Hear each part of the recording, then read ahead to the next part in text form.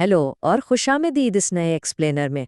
आज हम ना एक फाइनेंशियल डिटेक्टिव बनने वाले हैं। सोचिए, एक बहुत बड़ा कॉरपोरेट जायंट है और हमें सख्त इस्लामिक फाइनेंस के असूलों पर उसकी पूरी तहकीक करनी है। हमारा टारगेट टाटा कंसल्टेंसी सर्विसेज, दुनिया की सबसे बड़ी टेक कंपनीज में से एक। हम उनके फाइनेंशियल ईयर 2025 के डेटा का एक मुकम्मल तफसीली शरिया कंप्लायंस ऑडिट करेंगे। तो आइए शुरू करते हैं। तो इस ऑडिट का रोड मैप क्या होगा? बेसिकली 5 स्टेप्स हैं। पहला, शरिया स्क्रीनिंग का एक छोटा सा तारुफ। दूसरा, इनकी कारोबारी सरगर्मियों यानी बिजनेस एक्टिविटी का टेस्ट। तीसरा, असल नंबर्स और फाइनेंशियल रेशियोज का जायजा। चौथा, उनके कॉर्पोरेट गवर्नेंस और अखलाकी मेयारात को देखना। और आखिर में हमारा हतमी शरिया फैसला। चलिए जल्दी से पहले हिस्से पर आते हैं, शरिया स्क्रीनिंग का तारुफ और इस ऑडिट का तरीकाकार। लेकिन नंबर्स में घुसने से पहले ये समझना ज़रूरी है कि शरिया स्टॉक स्क्रीनिंग कोई अंदाज़ा नहीं है, बल्कि एक बहुत ही सिस्टमैटिक और गैर जानिबदार प्रोसेस है। ये क्वालिटेटिव और क्वांटिटेटिव दोनों पैमानों पर कंपनी को परखता है। अब ज़रा इस नंबर पर गौर करें, 2,55,324 करोड़ रुपए। लिटरली ये इतना बड़ा नंबर है। ये टीसीएस का फाइनेंशियल ईयर 2025 का टोटल रेवेन्यू है। इससे बस एक अंदाज़ा लगाइए कि हम जिस कंपनी को ऑडिट करने जा रहे हैं उसका स्केल कितना मैसिव है। अब आते हैं हमारे दूसरे सेक्शन की तरफ, कारोबारी सरगर्मी का टेस्ट। इसे हम हार्ड स्क्रीन्स भी कहते हैं। देखें, किसी भी किस्म के मैथमेटिकल कैलकुलेशंस या बैलेंस शीट्स देखने से पहले ना, असल चीज़ ये देखनी होती है कि कंपनी रोज़मर्रा करती क्या है। पहली और सबसे बेसिक शर्त, कंपनी की आमदनी का बुनियादी जरिया किसी भी हराम या ममनू काम से नहीं आना चाहिए। एक ऑडिटर होने के नाते हमारा पहला स्टेप इस क्रिटिकल बॉक्स को चेक करना है। तो टीसीएस असल में करती क्या है? अगर हम इनकी एनुअल रिपोर्ट देखें तो क्लियर हो जाता है कि उनका 90% टर्नओवर आईटी सर्विसेज, कंसल्टिंग और बिजनेस सॉल्यूशन से आता है। ये चीज़ डायरेक्टली इस बात की तस्दीक करती है कि उनकी बुनियादी खदमात बिल्कुल जायज़ हैं। यानी ये पहला और अहम प्राइमरी बिजनेस एक्टिविटी टेस्ट तो इन्होंने आसानी से पास कर लिया। और ये अगला पॉइंट उन हार्ड स्क्रीन्स या ऑटोमेटिक डिस्क्वालीफायर्स को बहुत अच्छे से वाजे करता है। देखें, अगर कोई company interest based financial services, conventional banking या कसिनोज जैसे कामों में शामिल है तो वो वहीं फौरन रिजेक्ट हो जाती है। लेकिन क्योंकि टीसीएस बेसिकली एक प्योर टेक्नोलॉजी कंपनी है तो नेचुरली वो इन हार्ड स्क्रीन्स की जद में आती ही नहीं। यहाँ पर हमारी पहली सख्त न्यूमेरिकल लिमिट यानी एदादी हद सामने आती है। असल में होता ये है कि अगर किसी कंपनी को इंसिडेंटल तौर पर या किसी छोटी सब्सिडरी से कोई हराम आमदनी आ भी रही हो तो उसे हर हाल में टोटल रेवेन्यू के 5% मार्क से नीचे होना चाहिए। ये एक बहुत ही स्ट्रिक्ट थ्रेशहोल्ड है। अब पढ़ते हैं तीसरे हिस्से की तरफ, मालियाती तनासुब का जायजा। ये हमारा क्वांटिटेटिव स्ट्रेस टेस्ट है। अब हमारी तहकीक थोड़ी टेक्निकल होने वाली है। यहाँ हमारा माइंडसेट एक डेटा फोकस्ड एनालिस्ट जैसा होगा जो फाइनेंशियल ईयर 2025 के उन मैसिव नंबर्स को शरिया के सख्त मैथमेटिकल थ्रेशहोल्ड्स के सामने टेस्ट करेगा। ये हिस्सा प्योर मैथ और डेटा पर बेस्ड है। इसमें AOIFI जैसे ग्लोबली रिकग्नाइज्ड इदारों के मुकर्रर करदा सख्त फार्मूलाज यूज़ किए जाते हैं ताकि ये यकीनी हो कि कंपनी का कैपिटल स्ट्रक्चर मुकम्मल तौर पर कंप्लायंट है।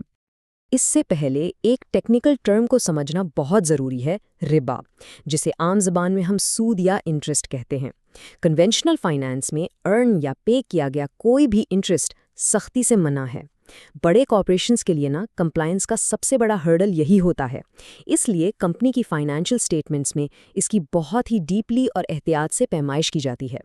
शरिया का रोल इस मामले में बहुत वाज़ेह है। किसी भी हाल में इंटरेस्ट इनकम टोटल रेवेन्यू के 5% से तजावुज़ नहीं करनी चाहिए। अब यहाँ आकर तजस्सुस बढ़ता है, आखिर टीसीएस इन सख्त एहदादी पैमानों पर कहाँ खड़ा है? आइए चेक करते हैं। चलिए एक डिटेक्टिव की तरह इन ठोस आदादो-शुमार पर गौर करते हैं। टीसीएस की अदर इनकम, जिसमें इंटरेस्ट शामिल होता है, वो 4,962 करोड़ रुपए है। जब हम इस नंबर को उनकी मैसिव टोटल सेल्स के मुकाबले में रखते हैं तो ये तकरीबन सिर्फ 1.5% बनता है। मतलब ये 5% के डेंजर जोन से बहुत ही ज़्यादा नीचे है। اب یہاں جو بات واقعی نوٹس کرنے والی ہے وہ یہ ہے کہ نان کور یا پوٹینشلی امپیور انکم کی گنجائش اس جائنٹ ریونیو پائی میں کتنی معمولی سی ہے۔ یہ مکمل تصویر ہمیں بتاتی ہے کہ ان کا کور بزنس ہی ان کی آمدنی کا اصل اور سب سے بڑا مرکز ہے۔ ویسے اس 5% رول کے علاوہ بھی کچھ کوانٹیٹیو ٹیسٹس اس آڈٹ کا حصہ ہوتے ہیں، جیسے کہ کمپنی کا ڈیٹ ٹو مارکیٹ کیپ 33% سے کم ہونا چاہیے، ریسیویبلز 49% سے نیچے ہونے چاہیے، لکوڈ یعنی ٹینجبل ایسٹس 20% سے زیادہ ہونے چاہیے، اور لکوڈ ایسٹس کا میجورٹی میں نہ ہونا ضروری ہے۔ یہ ساری کنڈیشنز ایکچولی اس چیک لسٹ کی سختی کو اور بھی مضبوط بناتی ہیں۔ تو آئیے چلتے ہیں چوتھے سیکشن کی طرف، گورننس اور اخلاقی معیارات۔ یہ کمپنی کی کارپوریٹ اخلاقیات کا ٹیسٹ ہے۔ یہاں پر ایک اور بڑا اہم کانسیپٹ آتا ہے جسے غرار کہتے ہیں، جس کا مطلب ہے غیر یقینی صورتحال یا آسان لفظوں میں دھوکہ۔ دیکھیں، شریعہ کمپلائنس صرف اعداد اور نمبرز تک محدود نہیں ہوتی۔ اسلامک فائنانس کا تقاضا ہے کہ انویسٹمنٹس ریئل اکنامک ایکٹیویٹی پر مبنی ہوں۔ کسی بھی قسم کا فریب، ایکسیسو اسپیکولیشن یا چھپے ہوئے رسکس ان کی فائنانشل رپورٹنگ میں بالکل بھی نہیں ہونے چاہیے۔ اگر ہم ٹی سی ایس کی اینول رپورٹ کے سالڈ حوالے دیکھیں تو پتہ چلتا ہے کہ ان کے پاس ہیومن رائٹس کے مسائل پر زیرو ٹالرنس پالیسی ہے۔ اس کے علاوہ آفیسز کی مکمل انٹرنل مانیٹرنگ ہوتی ہے اور ان کا information security framework NIST standards کے بالکل مطابق ہے۔ یہ تمام پوائنٹس واقعی اس بات کی تصدیق کرتے ہیں کہ کمپنی ان ہائی ایتھیکل اور ٹرانسپیرنسی سٹینڈرڈز پر پوری اترتی ہے جو کہ ایتھکس ٹیسٹ کے لیے لازمی ہے۔ اور ہاں، یہاں ڈیویڈنڈ پیوریفیکیشن کا کانسیپٹ بھی لاگو ہوتا ہے۔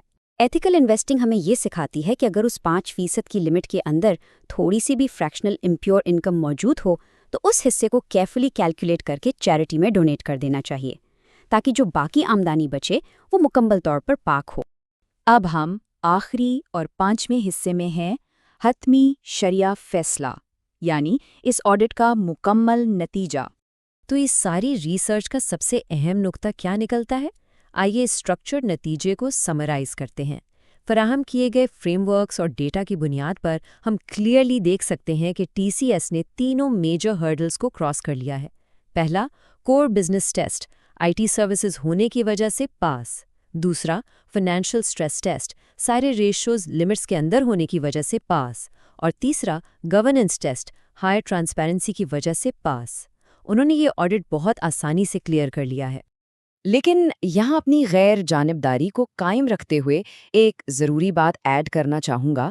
حالانکہ یہ ٹیکنیکل فریم ورک بہت ٹھوس اور پاورفل ہے، مگر یاد رکھیں، کسی بھی کمپلیکس یا بارڈر لائن انویسٹمنٹ پر الٹیمیٹ فیصلے کے لیے ہمیشہ سرٹیفائیڈ شرعیہ اسکالرز یا سپروائزری بورڈ سے ہی رجوع کرنا چاہیے۔ وہی حتمی گائیڈنس دیتے ہیں۔